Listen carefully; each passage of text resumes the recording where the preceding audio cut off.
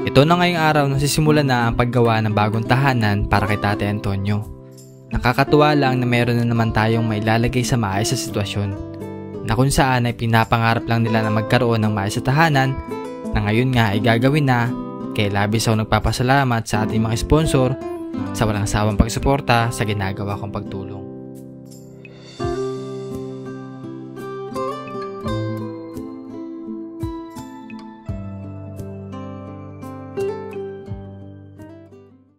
So magandang araw sa inyo lahat mga kababayan.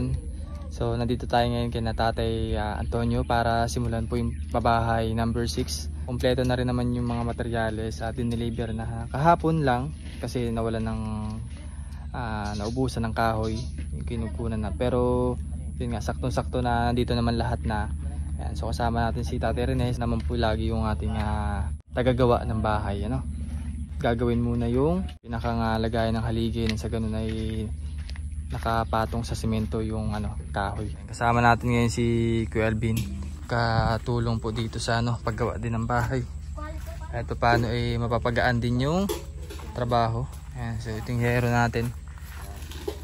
Yung mga anak ni Kuya Alvin. Tapos ito yung kahoy.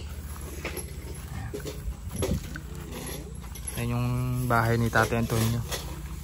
So bali ang plano dito mga bayan ay 8x12. So bali dito ang 12. Tapos dito po ay 8. Dito ay 8. Tapos dito ay 12. Dito yung pinakang kwarto niya at pinakang sunggab. Yung pinakang kusina niya nang sa ganon kung maghuhugas man ay diretso sa kanal. Kasi kanina pinag-iisipan namin kung doon ilalagay para malapit sa puso.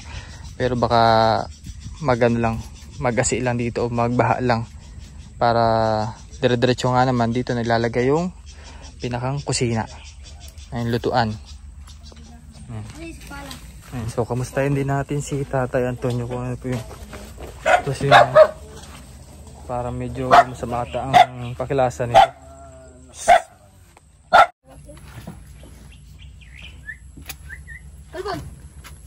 Tay, kamusta ho?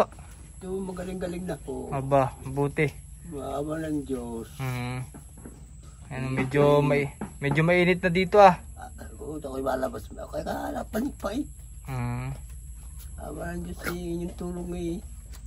Wala ko. Sa inyong lahat. Kaya gawin na yung bahay mo? Opo eh. Kaya nagtataka ako ba't di ka nalabas ngayon? Baka masama siguro ang pakilasa mo. Oo, lalabas ko maya-maya. Kakakain ko pa. Sino kasama ninyo? Si Tatay Rene po. Di bali tay, kunti-tiis lang Opo. Makakalipat ka na sa maayos sa tahanan. Oo, awa ng Diyos po. Hindi na magiging ganito yung kwarto mo na sabit-sabit ang plastic. Ay, sa akin kayo na. Kung tulungin nyo eh. Kayo nang masabi. So palakas lang tayo inakain naman ng gamot. Sige. Dito muna ako tay. Na. Opo. Sige ho. Sinukatan na nga at nilagyan ng tanda dahil ang gagawin nga pala dito ay nakapatong yung haligi sa simento. Dahil na rin sa medyo mababa yung part na ito at medyo maputi kaya ito ang naging design. At ito nga yung paglalagyan ng simento, bali 6 na ganito ang gagawin. Kaya naglagari na rin ng kahoy. Naghanap-hanap na rin ng ganitong kahoy para nga naman di masayang yung 2x2 para sa gagawing moldy. At mabuti na rin may ganitong area na pwedeng pagtambayan. Bali nga pala dito kami kumakain ni Tatay Rene. Bukod nga sa malilom malakas din ang hangin. Ibang iba talaga kapag nasa bukid. Fresh ang hangin. Na kapag nga may duyan sa ganitong lugar ay talaga makakapagpahinga rin. At tunay nga kapag tumatanda na mas gusto nating manirahan sa ganitong lugar na napakasimple at tahimik.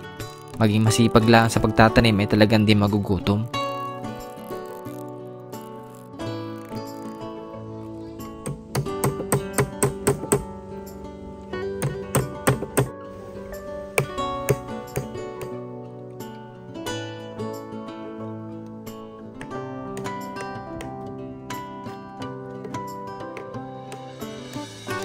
At after nyan, nagsimula na rin maghalo ng semento. At tumulong na rin ng mga apo ni Tatay Antonio. nasa ganitong edad nga ay mga sanay na sa mga ganitong trabaho. At ibang-iba rin talaga na meron tumutulong sa paggawa at kahit paano ay magiging magaan ang pagtatrabaho namin.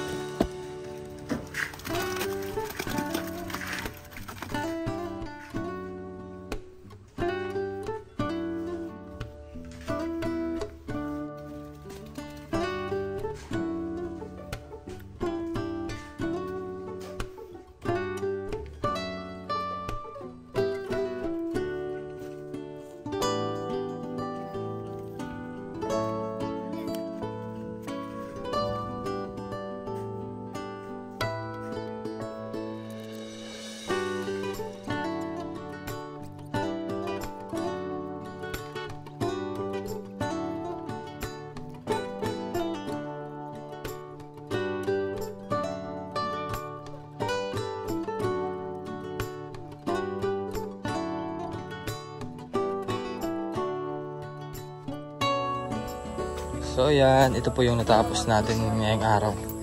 So bali bukas naman ay lalagyan naman ng haligi. At so pinapatayo lang muna yung pinakalalagyan ng haligi para sa ganun ay tuloy-tuloy na bukas, no? Lagyan na. Medyo matigas na. At bukas ay dire-diretso na yan.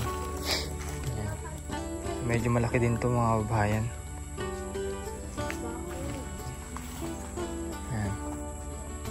So ito na lang pinakang ano, kanina kasi ito sanang gagawing kusina pero doon na lang yun ang magiging sunggab.